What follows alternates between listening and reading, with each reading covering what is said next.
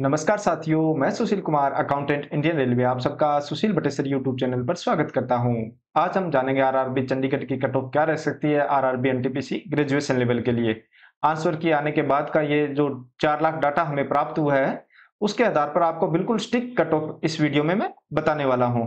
तो वीडियो के अंत तक जरूर बने रहें। चैनल पर नए हो तो चैनल को सब्सक्राइब कर लें, जिसका एक फायदा तो यह है कि मैं करंट अफेयर का एक सोर्स डेली अपने चैनल पर अपलोड करता हूं, जो आपकी तैयारी में आपकी मदद करता है। इसके अलावा आप मेरे चैनल पर विजिट कर सभी रेलवे जॉब प्रोफाइल या फिर रेलवे से जुड़ी अन्य जानकारियां प्राप्त कर सकते हो। आरआरबी चंडीगढ़ की बात करेंगे तो आरआरबी चंडीगढ़ में सबसे पहले देखेंगे वैकेंसी। वैकेंसी है हमारी 410 और यहाँ से 15 गुना कैंडिडेट बुलाए जाएंगे सीबीटी 2 के लिए, यानी 6150 कैंडिडेट। अब दूसरा हमारा रहता है कि हमारा पेपर किस लेवल का था, इजी था, मॉडरेट था या हार्ड था। इसका इफेक्ट पड़ने वाला है हमारे नॉर्मलाइजेशन नंबर पे। यहाँ मैंने दो चीजों से सहारा लिया, रैंक मित्रा और रैंक गुरुजी। इन दोनों के डाटा के आधार पर मैंने एनालाइज किया, जिसमें रैंक मंत्रा की बात करूं तो 4,01,476 विद्यार्थियों ने अपनी आंसर की शेयर की। उसमें से चंडीगढ़ के थे 29,638, यानी लगभग 30,000 स्टूडेंट के आधार पर मैं ये एनालाइज करने वाला हूं। और रैंक गुरुजी के टोटल 2,03,220 थे, जिसमें आरआरबी चंडीगढ़ के थे 11,088। इसमें काफी कॉमन भी होते हैं, काफी अलग भी होते हैं। तो दोनों के आधार पर मैं ये कट ऑफ एनालाइज करने वाला हूँ पूरा। इसमें एनालाइज किया मैंने, और मोस्टली यहाँ पर वही स्टूडेंट अपना डाटा देते हैं, रैंक मित्रा या रैंक गुरुजी, जो भी रैंक प्रेडिक्टर है वेबसाइट, वहां जिनके नंबर अच्छे हो वो अपनी रैंक जानने के लिए, या एवरेज नंबर हो वो जानने के लिए कि क्या मैं सीबीटी 2 के लिए क्वालिफाई हो पाऊंगा।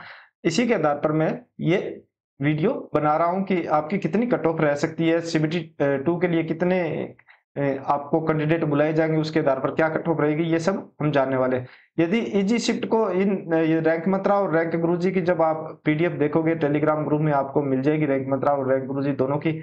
वहां आप देखोगे तो जिनके अबो 52 नंबर एवरेज आ रहा है वो इजी में जा रहे हैं, यानी इजी शिफ्ट मान सकते हैं उनको। और फिर मॉडरेट वाले हैं 50 से 52 के बीच में, और हार्ड वाले हैं जिनकी एवरेज 50 से बिलो है, वो एवरेज शिफ्ट मान सकते हैं। अब इनका इफेक्ट क्या पड़ेगा हमारे नॉर्मलाइजेशन स्कोर पे। जैसे इजी शिफ्ट में तो 4 से 5 नंबर इंक्रीज होता है, मॉडरेट शिफ्ट में आपके 5 से 7 नंबर इंक्रीज हो जाता है, हार्ड शिफ्ट में 10 से 12 नंबर भी इंक्रीज हो जाता है। पिछली बार मैंने मेरे ही फ्रेंड के 16 नंबर इंक्रीज हुए थे, हार्ड शिफ्ट में उसका एग्जाम था, 16 नंबर नॉर्मलाइजेशन में इंक्रीज हुए थे। ये इफेक्ट पड़ता है। कुछ स्टूडेंट कहेंगे कि सर हमारा तो नॉर्मलाइजेशन में नंबर इंक्रीज नहीं हुआ।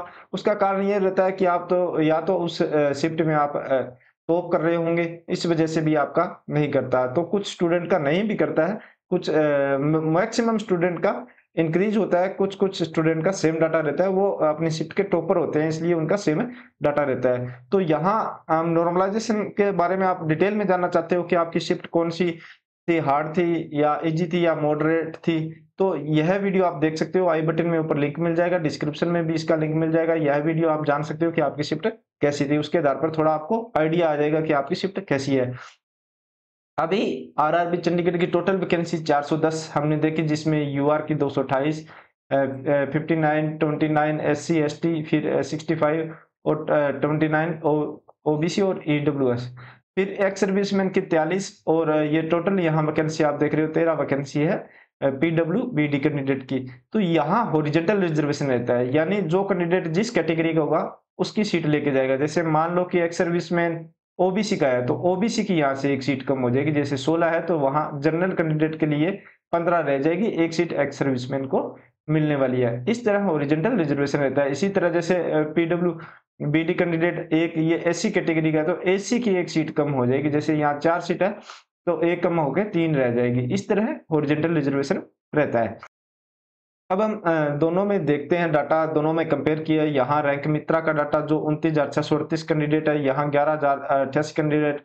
रैंक गुरुजी का डाटा उसी के आधार पर हम जानेंगे। जैसे यूआर में 228 कैंडिडेट के 15 गुना कैंडिडेट होंगे 3,420, तो 3,420 तो यूआर में कोई भी आ सकता है, यानी 75 से 70 के बीच में आप देख रहे हो कि 3,420 कैंडिडेट यहाँ पे आएंगे, लगभग 67 68 के आसपास नंबर होंगे, वो उस 3,000 रैंक में आ जाएंगे।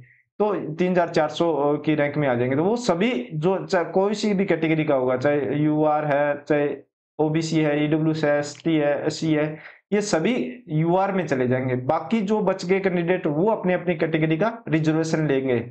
जैसे एससी की बात करूं तो जैसे 885 कैंडिडेट है, तो एससी में 885 में से 295 या लगभग 300 कैंडिडेट तो ऐसे हैं जो यूआर में चले गए।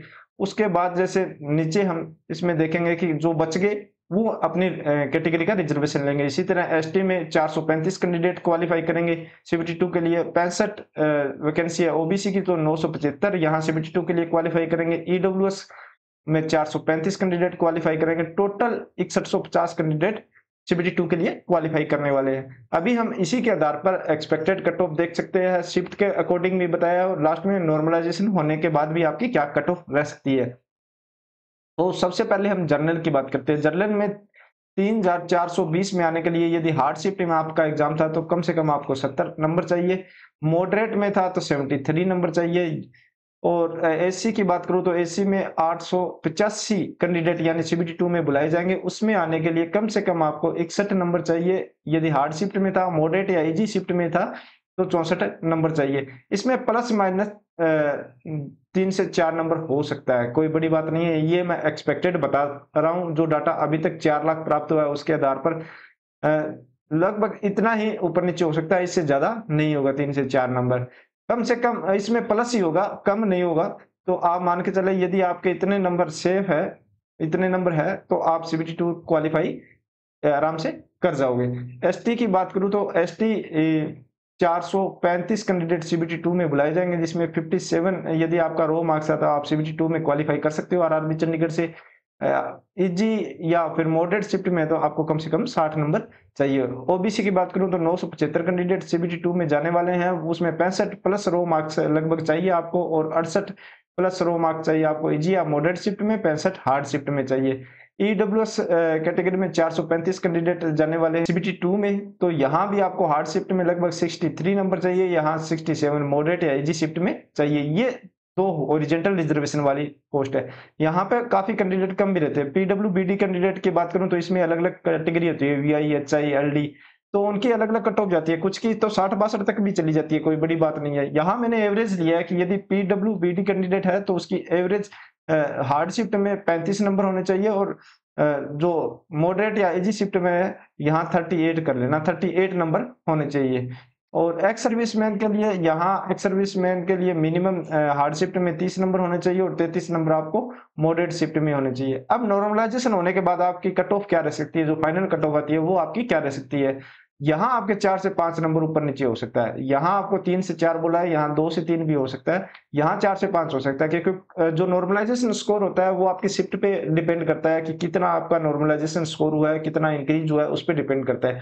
बाकी आपके रो मार्क्स अच्छे हैं तो आप सीबीटी 2 के लिए क्वालिफाई आसानी से कर जाते हो। तो नॉर्मलाइजेशन होने के बाद कट ऑफ यूआर की 80 से 85 के बीच में रह सकती है, एससी की 70 से 74 के बीच में, 67 से 72 के बीच में, एसटी ओबीसी की 76 से 80 के बीच में, 75 से 80 के बीच में, ईडब्ल्यूएस की एक्स सर्विसमैन के 38 से 42 के बीच में, और 43 से 48 के बीच में पीडब्ल्यूबीडी कैंडिडेट की कट ऑफ रह सकती है। ये एक एक्सपेक्टेड कट ऑफ का आइडिया मैंने आरआरबी चंडीगढ़ से आपको दे दिया।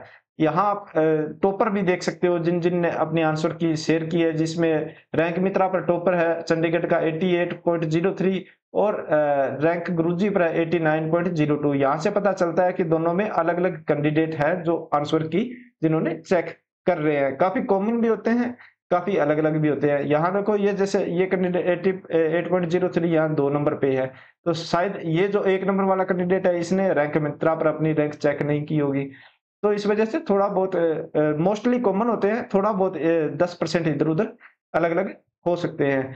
तो इससे पहले भी मैंने कट ऑफ आपको बताई है, जैसे अहमदाबाद, भुवनेश्वर, कोलकाता, तो आप मेरे चैनल पर विजिट कर कर देख सकते हो। इसमें हमने आरआरबी चंडीगढ़ के बारे में जाना, अलग अलग कैटेगरी के हिसाब से कि आपकी क्या कट ऑफ रह सकती है। मैक्सिमम एनालाइज करने के बाद जो मैंने बताई है इसी के आसपास आपकी कट ऑफ रहने वाली है। और यदि आप इस नंबर के अंदर आते हो तो आप सीबीटी 2 के लिए अच्छे से अभी से प्रिपरेशन करनी स्टार्ट कर दो। सीबीटी 2 लगभग आपके अक्टूबर एंड नवंबर स्टार्टिंग में हो सकता है, कभी भी एग्जाम डेट लगभग अक्टूबर के आसपास ही आएगी, और रिजल्ट भी आपका लगभग नेक्स्ट मंथ तक सीबीटी फर्स्ट का रिजल्ट आ जाएगा। तो जो क्वालिफाई कर रहे हैं उन सभी को सीबीटी 2 के लिए ऑल द बेस्ट। यह वीडियो आपको कैसी लगी, अच्छी लगी हो तो लाइक करें, दोस्तों के साथ शेयर करें। इसके अलावा आप मुझे टेलीग्राम या इंस्टाग्राम पर भी फॉलो कर सकते हो, जिसका लिंक मैंने डिस्क्रिप्शन में दे दिया है। वीडियो में अभी तक बने हो, चैनल को सब्सक्राइब नहीं किया तो चैनल को सब्सक्राइब करें। मिलते हैं नई जानकारी के साथ नई वीडियो में। धन्यवाद।